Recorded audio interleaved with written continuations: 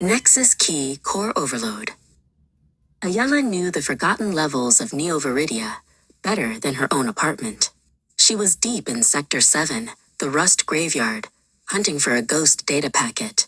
Her chrono watch beeped a warning. Bingo, she whispered, pulling a pulsing obsidian drive from a fractured terminal. It hummed, not with data, but with a fierce, cold energy. The Nexus Key. KSHHHK. The silence was shattered by the whine of a heavy-duty Omnicorp security drone. Its searchlight locked onto Ayala.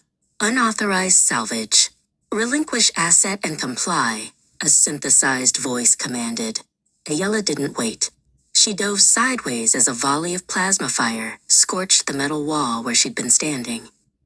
2 hours and 3 near misses later, Ayala slammed the heavy blast door of a safe house hidden beneath the old railway tracks.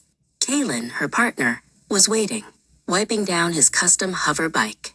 Late, Ace, and you brought guests. He pointed to the scorch marks on her jacket. Ayala threw the key onto a worn metal table. It's not data, Kalen.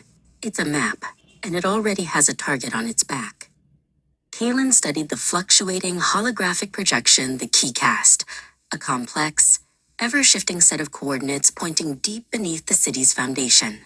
This leads to the crypts. Legends say they hold a forgotten power source. He looked at Ayala, a reckless grin spreading across his face. Are we legends, Ace? She slid her goggles down. Let's find out, prepped the Mantis.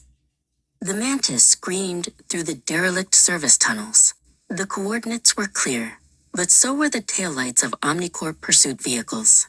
They tracked the key's signature. Ayala shouted over the roar, weaving the bike around crumbling pillars. We're almost there. Hold tight. Hard left, Kalen yelled, firing a non-lethal EMP burst backward, momentarily frying the lead pursuer's systems. The Mantis shot through a final, fractured archway and skidded to a stop inside a colossal, eerily quiet cavern. Ahead of them stood a monolithic, ancient door, the vault. Ayala stepped off the bike. The air here was electric, cold. She walked to the vault door, which was covered in incomprehensible glyphs.